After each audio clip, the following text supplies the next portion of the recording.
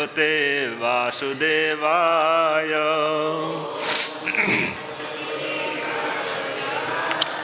ओम नमो भगवते वासुदेवाय।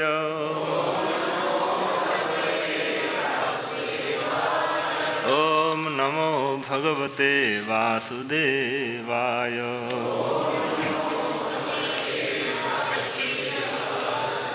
नारायणं नमस्कृत्य नरं चैव नरोत्तमं देवीं सरस्वतीं व्यासं ततो जयमुदीरयेत्।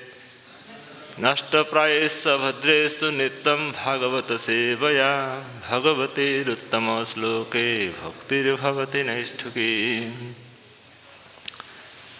आज हम लोग श्रीमद् भागवतम के सप्तम स्कंद अध्याय 9 श्लोक संख्या 27 पाठ करके श्रवण करेंगे। नैषा परावरमति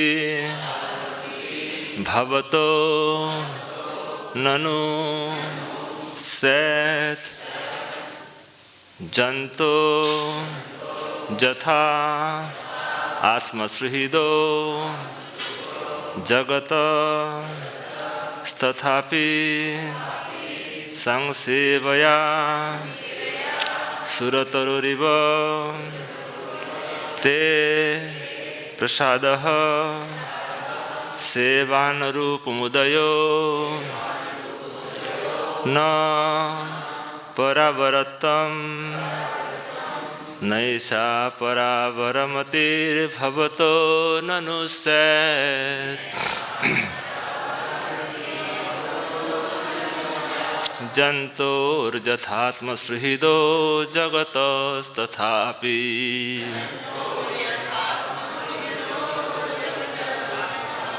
संसेवया सुरतरोरिवते प्रसाद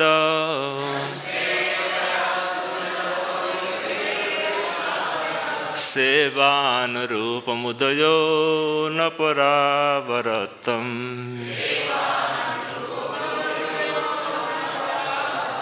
नैषा परावरमतिर्भवतो ननु स्यात् जन्तोर्यथात्मसृहृदो जगतस्तथापि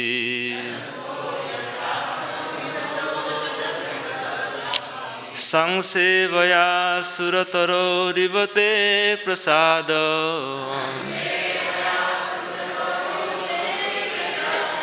सेवानुरूपमुदयो न परावरत्तम्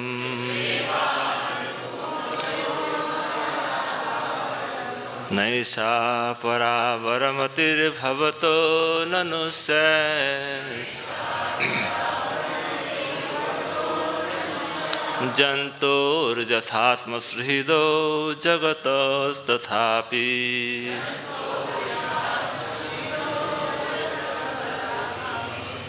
संसेवया सुरतरोरिवते प्रसाद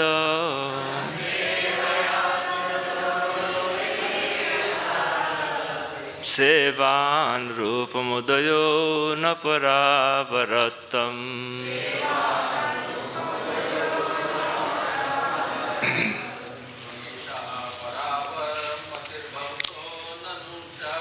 नैषा परावरमतिर्भवतो ननु स्यात्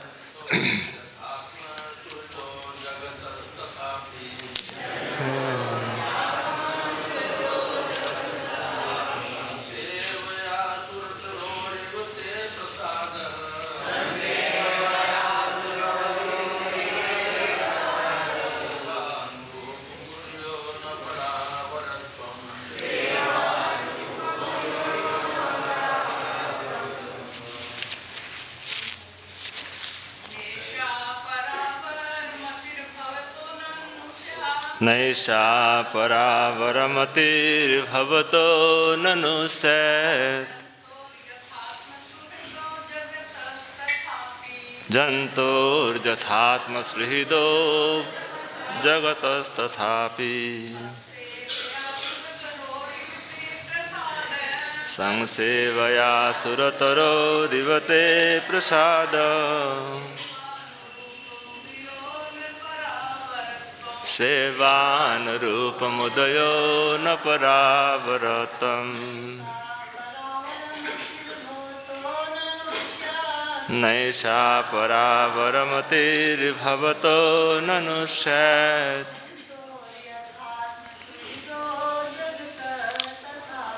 जन्तोर्यथात्मसुहृदो जगतस्तथापि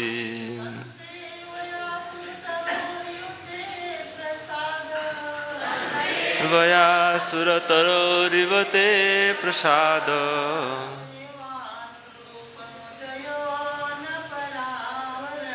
सेवानुरूपमुदयो न परावरतम्।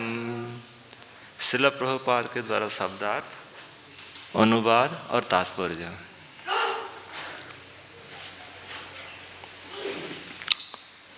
स न नेहि ऐसा यह परवर उच्च या नीच निम्न का मति ही ऐसा भेदभाव भवतः आपका ननु निस्संदेह श्वेत हो सकता है जंतु हो सामान्य जीवों का यथा जिस प्रकार आत्मसुहृद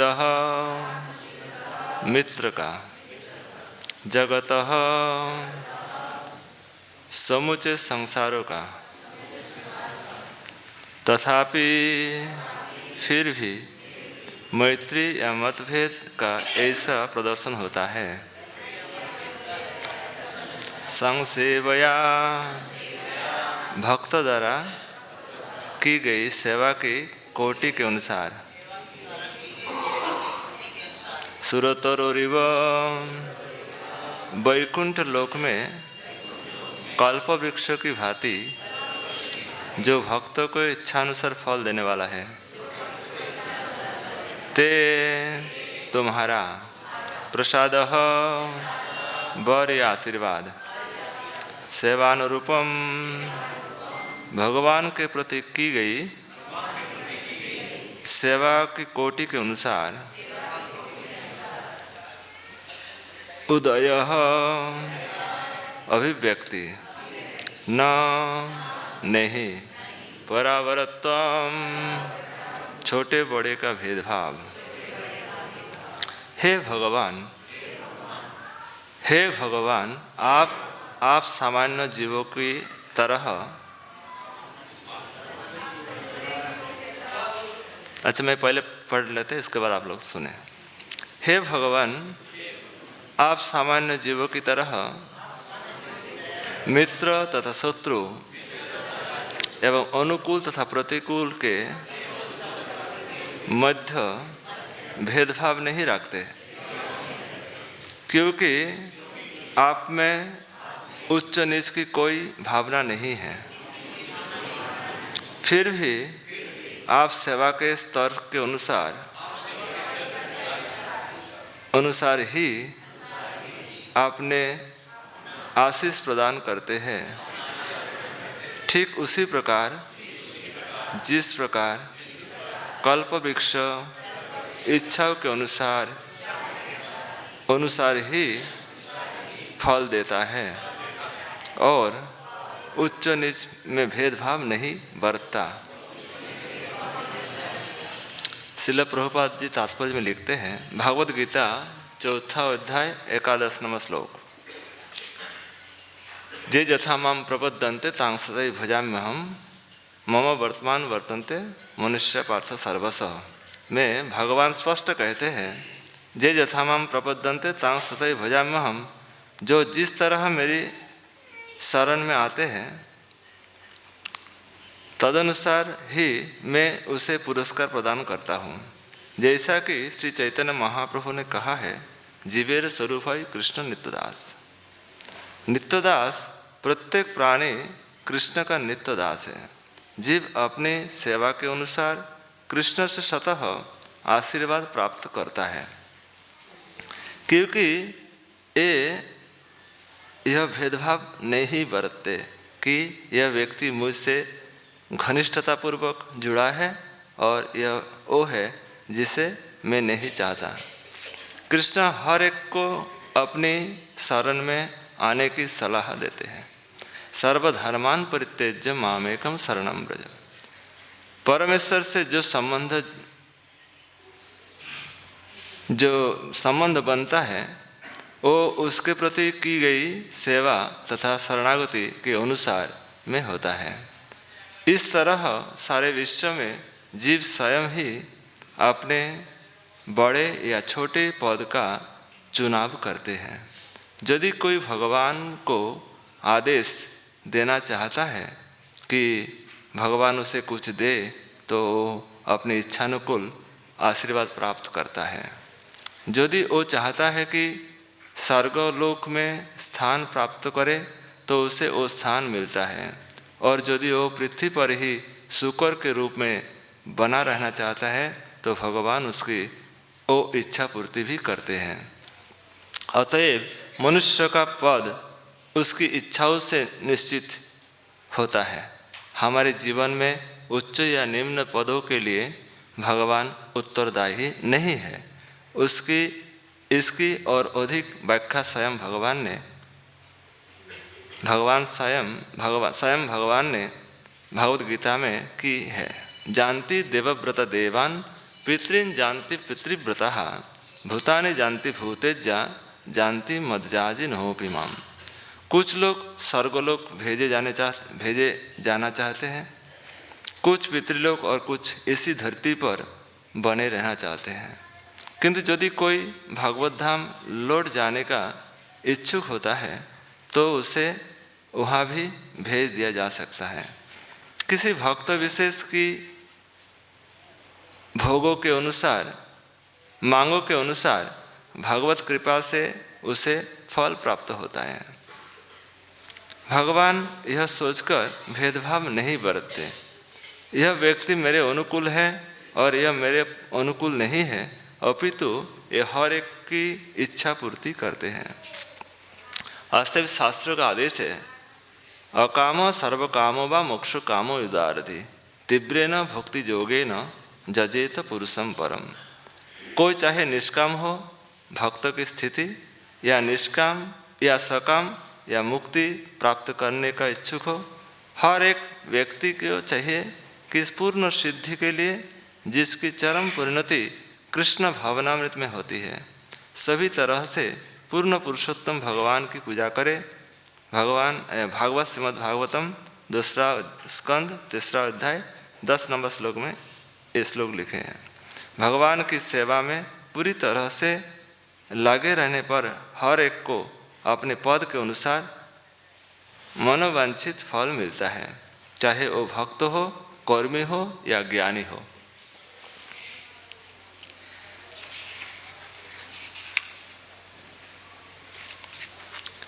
श्रील प्रभुपाद जी का तात्पर्य यही समाप्त है। नैषा परावरमतिर भवतो नुनुष्येत जंतुर्यथात्म श्रीहितो जगतस्तथापि संसेवया सुरतरो रिवते प्रसाद सेवानुरूपमुदयो न परावरतम। तो श्रील प्रभुपाद प्रहलाद महाराज जी की यहाँ स्तुति चल रही कुछ दिनों से। तो प्रहलाद महाराज द्वादश महाजनों में एक जन है, क्योंकि महाजन की वाणी ही हम सबको श्रवण करना चाहिए, क्योंकि महाजनो जनगतो पंथा, महाजन की पथ का ही अनुसरण करा सभी का कर्तव्य है।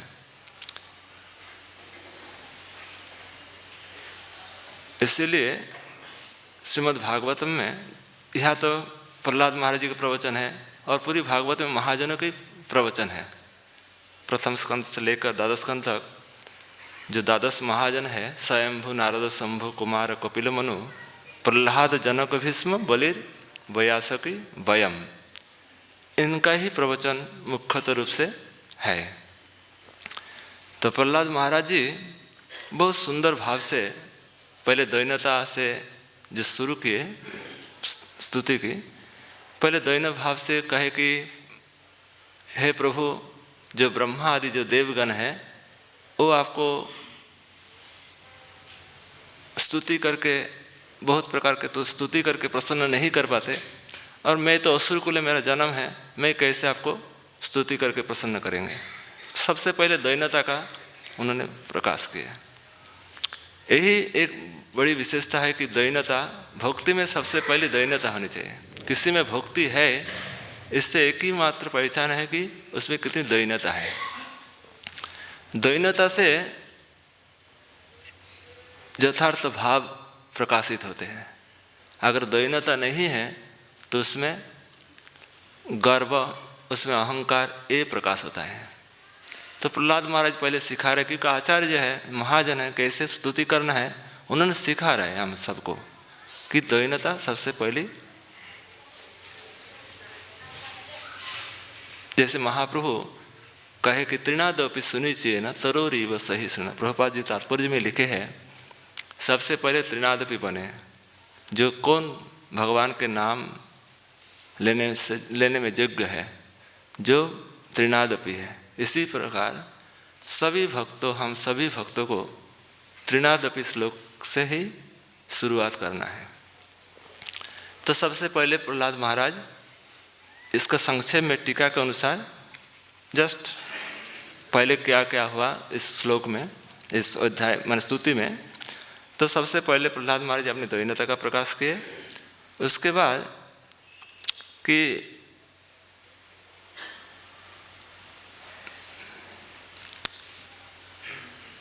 प्रहलाद महाराज जी अपने अयोग्य समझे कि मैं अयोग्य हूँ, स्तुति करने योग्य नहीं हो। तो प्रहलाद महाराज सोचे कि नहीं, योग्यता की संभावना करते कि नहीं, प्रभु गुणों से रिझते नहीं, प्रभु भक्ति से रिझते हैं। जैसे गजेंद्र में कोई गुण नहीं था, किसी प्रकार योग्यता नहीं था, किंतु उन्होंने भक्ति से ही रिझे। तो फिर प्रहलाद महाराज सोचने लगे, प्रभु धनादि से प्रसन्न नहीं होते, प्रभु धनादि से प्रसन्न नहीं होते, प्रभु भक्ति से ही प्रसन्न होते हैं। तब प्रहलाद महाराज सोचने लगे कि आपने शुद्धिकरण के लिए मैं प्रभु का जस गायन करूँगा, क्योंकि मेरा जन्म बहुत नीच कुल में है, असुर कुल में है, फिर भी पूयेत जेन ही पुमान अनुवर्णितेन, मेरी अपनी पवित्रता के लिए, अपनी शुद्धिकरण के लिए मैं प्रभु का जस गायन करूँगा। तो फिर प्रभु प्रहलाद महाराज सोचने लगे, कहे कि प्रभु आपने लाभ से, आपने और से सब माने प्रभु परिपूर्ण है, प्रभु किसी की पूजा की जरूरत नहीं है। प्रभु अपने भक्तों की पूजा ग्रहण करते, किस लिए कि उनको प्रभु भक्तों की पूजा ग्रहण करते, इसीलिए कि वो मुझे पूजा करके वो प्रसन्न होंगे। इसी प्रकार से प्रभु उनकी पूजा के स्वीकार करते, किंतु प्रभु की पूजा की कोई जरूरत नहीं है। फिर कहे कि ये प्रहलाद महाराज कहे कि प्रभु आप भिन्न भिन्न प्रकार के अवतार स्वीकार करते हैं कि आप भक्तों के सुख के लिए, भक्तों के सुख के लिए आप भिन्न भिन्न अवतार ग्रहण करते हैं। फिर कहे कि हे प्रभु आप अपना क्रोध संवरण करिए, क्योंकि जो जिसको मारना था मर गया। आप जो असुर था हिरण्यकशिपु, जिस साधुओं को सताते थे, आज साधुओं की प्रसन्नता के लिए आप उनको वध कर दिए, इसलिए आप क्रोध करने की जरूरत नहीं, आप क्रोध को संवरण करिए। और आपका ये जो क्रोध है, आपका जो इस रूप है, ये भक्त लोग आप इस रूप का स्मरण करके वो भी निर्भय हो जाएंगे। हाँ, रूपम नृसिंह विभवाय जना स्मरन्ते, सभी जन आपका स्मरण करेंगे। तो फिर कहे कि प्रभु, तो प्रहलाद भगवान कहे कि प्रहलाद ताले में अपना क्रोध का संवरण कर ले, आप डर रहे हैं कि सभी लोग डर रहे। प्रहलाद कहे कि नहीं प्रभु मुझे डर नहीं है इसी रूप में, इस आप जो इसका जो सुंदर रूप है, भयावह रूप है, इससे मुझे कोई डर नहीं है। हे प्रभु मुझे इस बात की डर है जो संसार में लोग पिसे जा रहे हैं, संसार चक्र में पिसाई हो रहे हैं। जैसे मेरा असुर कुल में जन्म है, संसार चक्र के जो आवागमन है इसी में मैं डर रहा हूँ। हे प्रभु मुझे आपके शरण में ले लीजिए, आपके चरण आश्रय दीजिए। फिर कहे कि यहाँ लास्ट में जो श्लोक कहना था मुझे कि प्रहलाद जी कहेंगे कि अच्छा सोऽयं प्रियस्य सुहृद परदेवताया, इस श्लोक आएगा इसके बीच में कि सोयम प्रियस्य सुहृद परदेवताया लीला कथास्तव निसिंह विरिंच गीता। हाँ, सोयम वही मैं, सोयम ने वही मैं नारद मुनि का भृत्य हो, सेवक हो और प्रभु आपका भक्त हो। मेरा उद्धार में कोई शंका है, कोई संदेह है? निश्चित रूप से मेरा उद्धार हो जाएगा। कैसे उद्धार होगा? हे प्रभु, मैं परंपरा से जो प्राप्त जो गीत, जो भगवदीय ज्ञान, उसको मैं गायन करूँगा, संतों के संग सत्संग करूँगा और सत्संग करूँगा, परंपरा से जो आपकी जो लीला कथा है उसी का गायन करके मैं इस संसार जो सागर है पार कर जाऊँगा। यहाँ कहने का उद्देश्य ये है कि जो जिस परंपरा में है उसी में बड़ा विश्वास रखे कि मुझे यही पार करने वाला है। अगर एक परंपरा में रहकर फिर दूसरी परंपरा में चले जाए, उसमें विश्वास उत्पन्न नहीं होगा। बहुत ध्यान से समझे, जो गौड़ीय परंपरा जो है ये बहुत सुंदर परंपरा है, जो महाप्रभु द्वारा जो प्रदत्त जो धाराएं हैं। जैसे हम सब श्रील प्रभुपाद के अनुयायियों से दीक्षित है, महाप्रभु शिक्षित है, इससे में दृढ़ निष्ठा रखे। अपना ही जो गौड़ीय परंपरा जो है इसी का ही संग करें। अगर हम किसी और परंपरा की बातें श्रवण करते रहे तो इसमें निष्ठा की कमी आ जाएगी। कोई कहे कि स्वकीय श्रेष्ठ है, कोई कहे परकीय श्रेष्ठ है। जैसे महाप्रभु धारा में परकीय श्रेष्ठ है, परकीय रस, उज्जवल रस, इसको यह श्रेष्ठ माना गया। कोई कहते नहीं, परकीय में कोई दम नहीं है, स्वकीय में ठाकुर जी जल्दी प्रसन्न हो जाएंगे। परकीय इसलिए श्रेष्ठ है कि महाप्रभु ने इस उज्जवल रस को प्रदान किए। तो जैसे इसी धारा में कैसे सेवा होती है, परंपरा से कैसे जो हम कुछ भोग अर्पण करें गुरु से करेंगे, गुरु उनके गुरु को अर्पण करेंगे, इसी भाव से हमारी सेवा ठाकुर जी की तक पहुँचेंगे। यही सेवा की परंपरा है। और ठाकुर जी की कृपा कैसे आएगा? ठीक परंपरा से आएगा। डायरेक्ट आपको कृपा नहीं करेंगे। ठाकुर जी डायरेक्ट नहीं कहेंगे आप हमारा चरण आप अपना सिर पर मैं हाथ रखता हूँ, ऐसे कभी नहीं कहेंगे। ललिता से कहेंगे। जैसे एक बार कहानी कथा सुनाता हूँ। एक बार राधा जी जल विहार कर रहे, ठाकुर सखियों के साथ जल विहार कर रहे, तो उनका एक जो नौत है, एक छोटा सा नौत पानी में गिर गया। तो जब श्रृंगार करने, ललिता अभिषेक श्रृंगार करने लगे, कपड़ा पहनने लगे, देखे श्री जी के राधा जी के नौत नहीं है। तो कहाँ है इतने पानी, इतना कहाँ गाय खो गया, खोजो सब सखिया खोजने लगे, किसी को मिला नहीं। फिर श्रीनिवास आचार्य जो मंजरी स्वरूप में है वो उसको मिला। पहले राधा ललिता जी रूप गोस्वामी रूप मंजरी से कहेंगे आप देखिए एक छोटा सा नौत यहाँ खो गया, इसको आप ढूंढ के लाइए। फिर वो आप उनके परंपरा से कहेंगे कि आप इसको देखिए। फिर वो आप उनके परंपरा से कहेंगे कोई मिले जाए तो ढूंढ के लाइए। फिर इस प्रकार से परंपरा से तो फिर श्रीनिवास आचार्य जी को मिला। श्रीनिवास आचार्य प्रभु जब मिला, फिर वो जो नौत मिला वो नौत को अपने गुरु को प्रदान किए। डायरेक्ट श्री जी को दे नहीं सकते, डायरेक्ट नहीं दे सकते, उस ठीक उसी को दिया। फिर वो लोकनाथ गोस्वामी दिया, लोकनाथ गोस्वामी फिर दिया रूप गोस्वामी। इस प्रकार से फिर ललिता, इस प्रकार से सेवा जाती है। और कृपा भी उसी प्रकार से आती है, डायरेक्ट नहीं। तो कहने का मतलब ये है कि परंपरा के प्रति बहुत अधिक विश्वास होना चाहिए। दृढ़ विश्वास के बिना सेवा मतलब भ्रम में पड़ जाएंगे। हमारी परंपरा, कई ऐसे प्रवचन होता है कि आप सोचेंगे कि यार हमारी में कमजोरी है, यही ठीक है। ऐसे कभी कभी प्रवचन में ऐसी बातें आ जाती है, अपने परंपरा में निष्ठा खो बैठते, निष्ठा छूट जाते हैं। तो इसीलिए बहुत सावधानी से अगर सत्संग करें तो गौड़ीय का ही सत्संग करें, तो इसमें कोई नुकसान नहीं है, आपका धारा ठीक बनी रहेगी। इसलिए कहे प्रहलाद महाराज जी कहे लीला कथा स्तव नृसिंह विरिंच गीता, मैंने भगवान कृष्ण ब्रह्मा को जो ज्ञान दिया, ब्रह्मा जी नारद को जो ज्ञान दिया, नारद से मैं जो ज्ञान प्राप्त किया, उसी को मैं गायन करूँगा। हाँ, तो इसीलिए और सत्संग करूँगा, महान महान भक्तों के साथ बैठ के आपकी लीला कथा श्रवण करूँगा, तो इसी से हम संसार चक्रों से पार हो जाऊँगा। फिर कहे तो फिर प्रहलाद महाराज कहेंगे कि हे प्रभु, आप ही सबके रक्षक है, पिता माता बालक की रक्षा करने वाला नहीं है। हाँ, पिता माता बालक को पालन पोषण करते हैं, किंतु प्रकृत रक्षक पिता माता नहीं है, प्रकृत रक्षक आप ही है। तो प्रहलाद महाराज इस प्रकार से भगवान की श्रेष्ठत्व को प्रदान करेंगे। फिर भगवान कहेंगे हे प्रहलाद, तुम एक काम करो, हाँ, तुम सभी लोकपालों के जो भोग है तुम ले लो, तुम भोग भोगो। हाँ, लोकपालों के राजा के भोग भोगो, मैं तुम्हें प्रदान करता हूँ।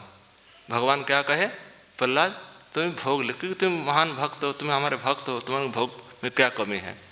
हाँ, तुमको सारे प्रकार के भोग ऐश्वर्य में देने में दे दूंगा।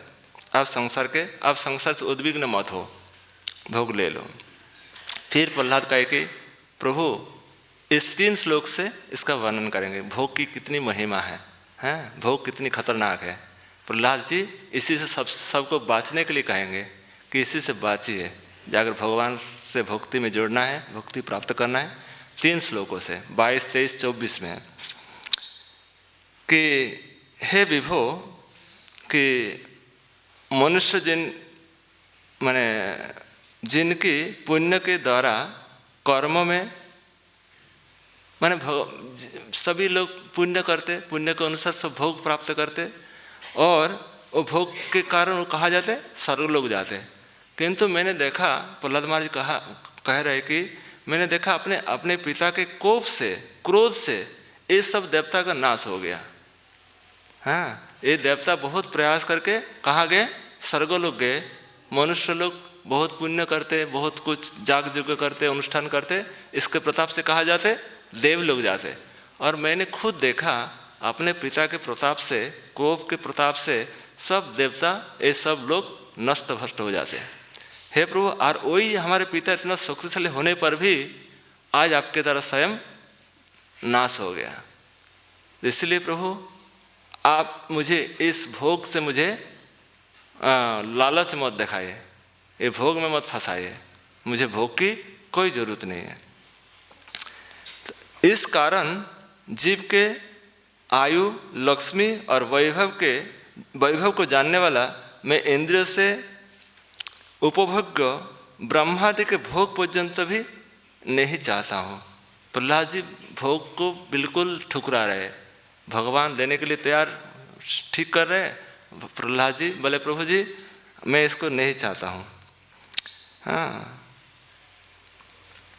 मैं अनिमादि सिद्धि रूप भी नहीं चाहता हूँ।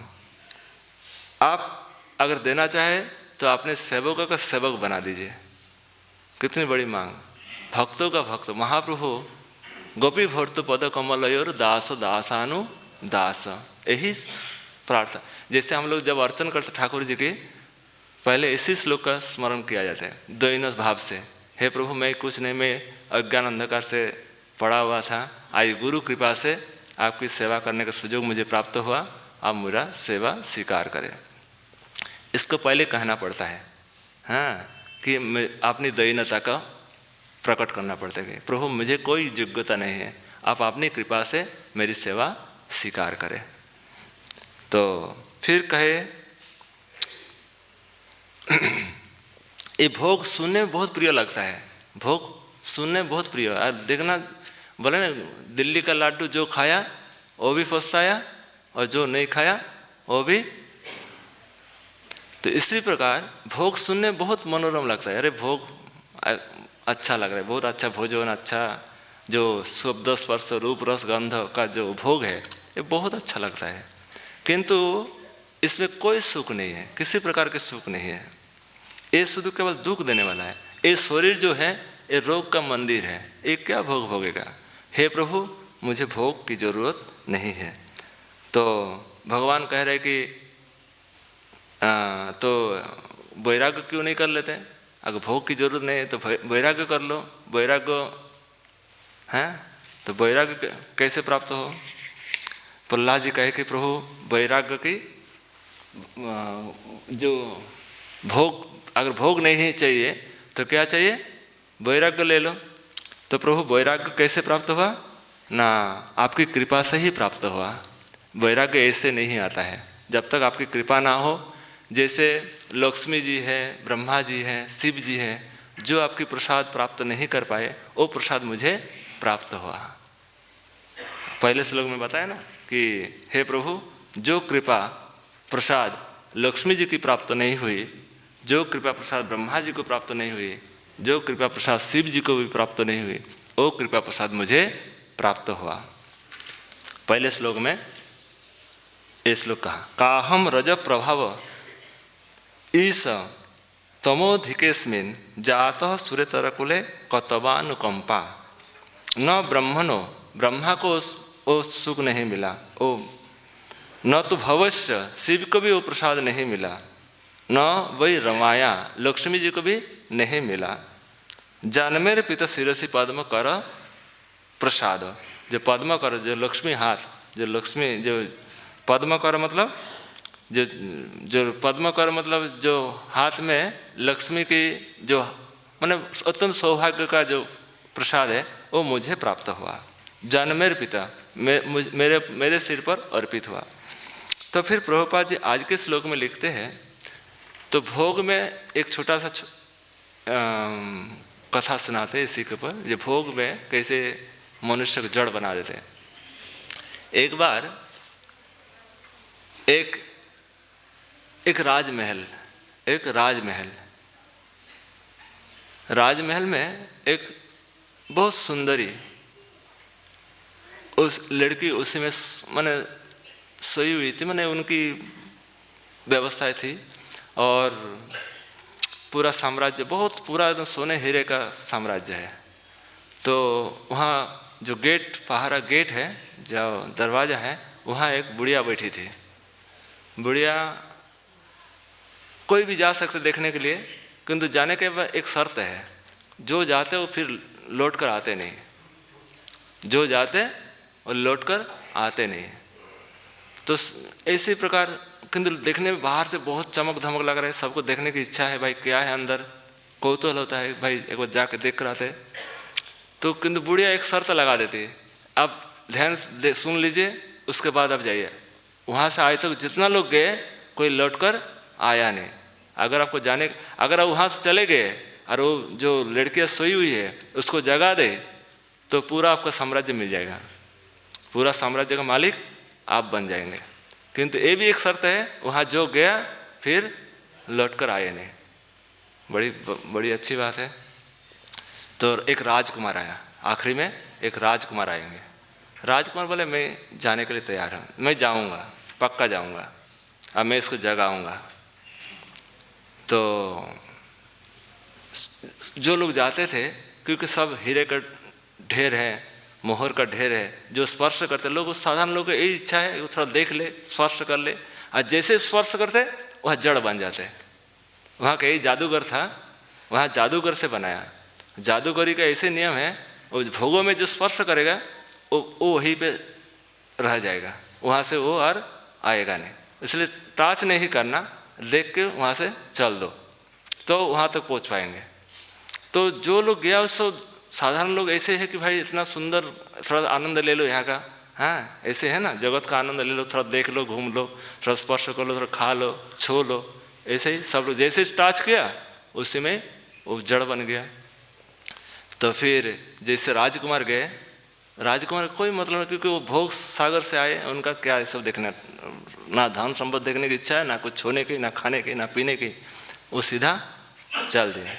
जब लड़की को जगाया, लड़की कहे कि आपको किसी ने रोका नहीं, आए तो कि कोई नहीं आ पाया, आप कैसे आ गया? बोले मैं किसी तरफ ध्यान ही नहीं दिया, मैं किसी तरफ देखा भी नहीं, इसलिए मैं यहाँ तक आ गया। और जो लोग, क्योंकि बाद में वो कहा कि ये तो जादूगर का खेल है, ये तो जादूगर का बना हुआ है, कोई भी जो भी आते यहाँ जड़ बन जाते हैं। तो आप जब आ गए तो आप महान हैं, आप मुझे स्वीकार करिए। कहने का उद्देश्य ये है कि भोग मनुष्य को जड़ बना देते। ये मठ मंदिर है, मठ मंदिर में भोग का है, इसमें ये नहीं कि यहाँ भोग से मुक्त है। तो यहाँ सावधानी से इसी से दूर रहकर आपको, आपका लक्ष्य है कि भगवान के चरण कमल तक पहुँचना है। प्रहलाद महाराज वही सिखा रहे, हे प्रभु ये भोगों में कोई दम नहीं है, आपका चरण कमल का आश्रय दीजिए, आपके सेवक का सेवक बनाइए। प्रहलाद महाराज का यही भाव है। पहले श्लोक में काहम रज प्रभव, मैं रज प्रभव माने हम रजोगुण, माने रजोगुण में मेरा जन्म है। तमोधिकेस्मिन, तमो गुण से युक्त है। जातो सुरेतर कुले, सुरेतर कुले मैंने सुर इतर, असुर कुले मेरा जन्म है। हाँ, कतवा अनुकंपा, आपकी अनुकंपा देखिए, कहा मेरा जन्म असुर कुल में और कहा आपकी अनुकंपा। हाँ, दोनों का अंतर क्या है? हे प्रभु जो प्रसाद शिव जी को, ब्रह्मा जी को, लक्ष्मी जी को प्राप्त नहीं हुआ वो प्रसाद मुझे प्राप्त हो। फिर आज का श्लोक में कह रहे हैं कि हे प्रभु आप में कोई नीच उच्च नीच का भेद नहीं है, आप सब पर समान कृपा करते। ऐसे नहीं कि आप मेरे पर वैसे ज़्यादा कृपा किया और किसी पर नहीं किया, ऐसे नहीं है, आप सब पर समान कृपा करते। न परावरतम नैषा परावरमतिर भवतो ननुष्यत जंतुर यथात्म श्रीहिदो, आत्मश्रीहिद, आप आत्मश्रीहिद है। आत्मश्रीहिद मतलब आप अंतर्जामी है, आत्मा का अर्थ अंतर्जामी, और श्रीहिद मतलब हितकारी। जंतुर यथात्म श्रीहिदो जगतस तथापि संग सेवया सुरतरोरिव, आप सुरतरोरिव मतलब आप कल्प वृक्ष के समान है। आप जो भी आते आप उसके मन चाहे जो भी इच्छा है आप पूर्ण करते हैं। कल्प वृक्ष ये नहीं देखते गरीब है ये अमीर है, ये मांगेगा इसको देंगे इसको नहीं देंगे, ऐसे विचार नहीं करते। इसी प्रकार आपके पास जो आते हैं आप उसको उसी प्रकार से उसकी सेवा करते हैं, दे देते हैं। प्रभुपाद जी तात्पर्य में लिखते हैं जे यथा मम प्रपद्यन्ते ताम तथैव भजाम्यहम् मम वर्तमान वर्तन्ते मनुष्य पार्थ सर्वशः। जे यथा मम, जिस प्रकार से जिस भाव से सेवा करना चाहते हैं, कोई कोई भगवान को पिता माता बनाना चाहते हैं, भगवान पिता माता बन जाते हैं। कोई भगवान को पुत्र बनाना चाहते हैं, भगवान पुत्र बन जाते हैं। कोई भगवान को कुछ भी बना ले, भगवान बनने के लिए तैयार है अपने भाव के अनुसार, अपनी इच्छा के अनुसार। तो प्रभुपाद जी इस श्लोक में यही लिख रहा है कि जे यथामम प्रपद्यन्ते ताम तथैव भजाम्यहम्, जो जिस भाव से सेवा करते, जैसे देवता लोग पूजा करते वो देव लोग जाते। प्रभुपाद तात्पर्य में लिखते हैं जानती देवव्रत देवान, देवता लोग कहाँ जाते? देव लोग जाते। जानती देवव्रत देवान पितृन जानती पितृव्रता, पितृन जानती पितर लोग, पितर लोग जाते, पितृपुरुष लोग हैं पितर की सेवा करके। पितृन जानती पितृव्रता, जो पितृव्रता है वो पितृन जानती। और भूतानि जानती भूतेजा, जो भूत प्रेतों की सेवा करते वो भूत लोग जाते, और जो मेरी सेवा करते वो मेरे पास आते। तो सबसे प्रभुपाद जी यहाँ लिखने का तात्पर्य प्रभुपाद जी के ये है, प्रहलाद महाराज जी कहने का भाव ये है कि हम सबको भक्ति भाव का स्वीकार करना है, हमको किसी प्रकार से भोगों में फंसना नहीं। यहाँ बहुत प्रलोभन है, हाँ, किसी प्रकार से ये भक्ति से थोड़ा सा सावधानी की जरूरत है। जब तक सावधानी हटी दुर्घटना घटी। हाँ, प्रभुपाद जी लिखते हैं कि हमेशा अपने जो सेवा कर रहे हैं उसके परिणाम पर ध्यान रखें। क्या परिणाम है इसका? जो मैं कर रहे, जो बातें कर रहे हैं, जो सुन रहे हैं, सब पर ध्यान से मैंने विचार कर इसका परिणाम क्या होगा। हाँ, परिणाम पर बहुत ध्यान देना चाहिए। हाँ, अगर परिणाम पर ध्यान नहीं देंगे तो आप विनाश के कारण बन सकता है।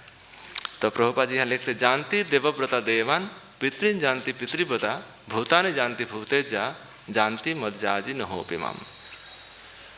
भगवान के जो भक्त होते हैं वो भगवान के धाम पहुंच जाते हैं।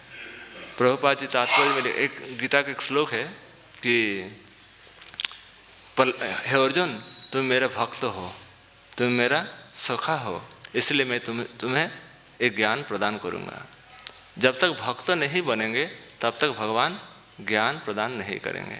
इसलिए भगवान अर्जुन को चुना कि अर्जुन भक्त है, सखा है, इसी को मैं भगवद गीता का ज्ञान प्रदान करूँगा।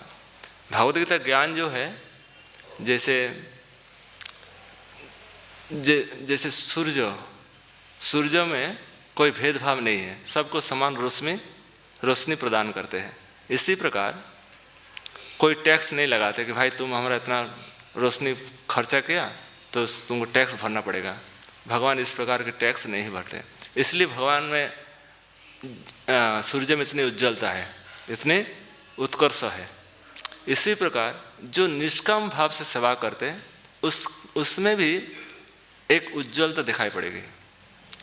जो निष्काम भाव से किसी प्रकार की स्वार्थ रहित होकर सेवा करे तो उसमें एक प्रकाश दिखाई पड़ेगा। श्रील प्रभुपाद सारा विश्व में निस्वार्थ भाव से प्रचार किए।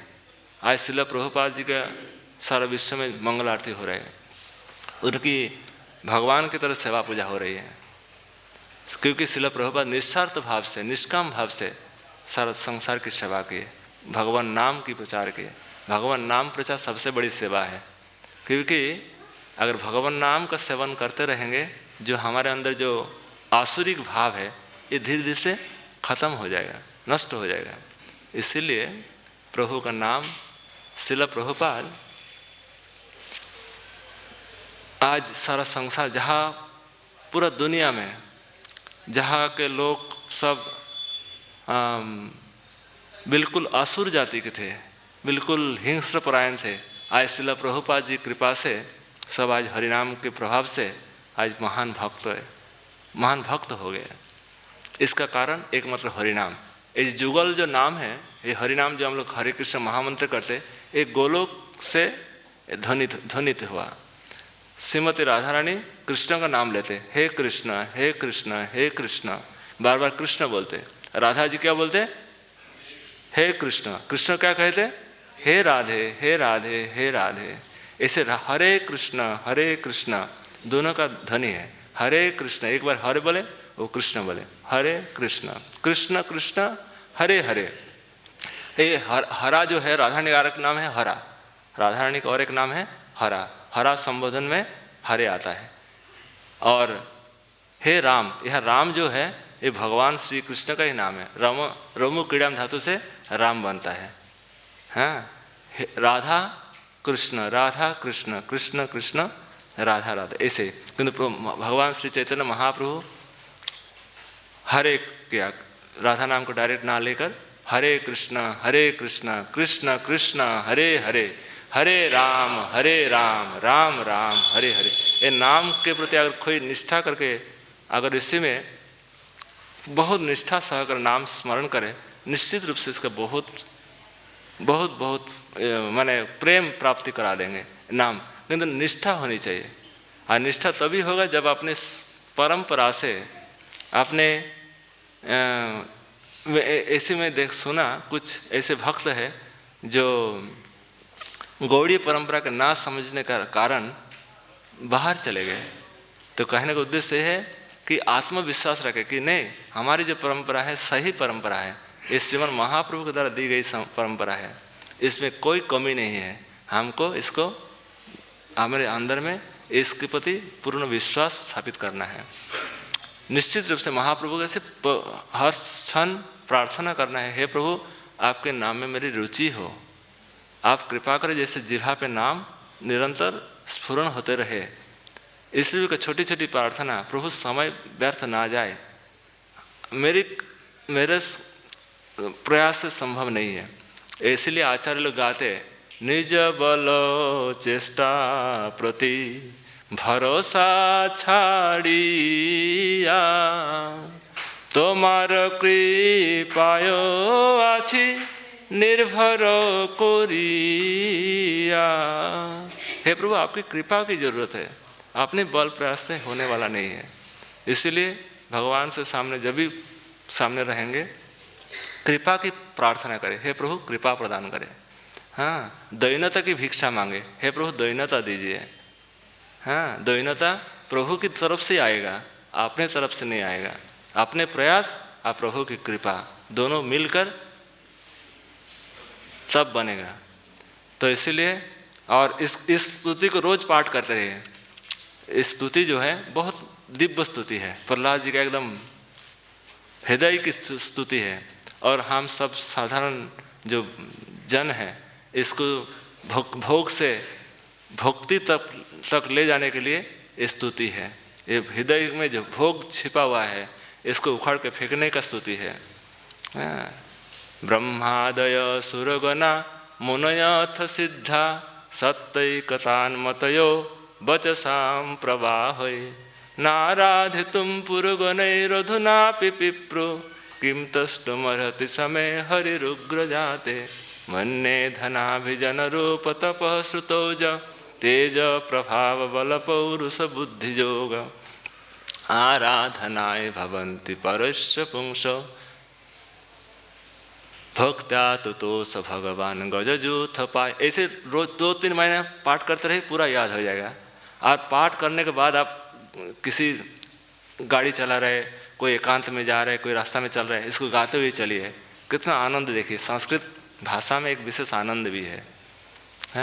कहने में मैं अपने गुरुजनों से देखा, पूरा भागवत का जितनी स्तुतियाँ हैं पूरी याद है और गाते हुए चलते।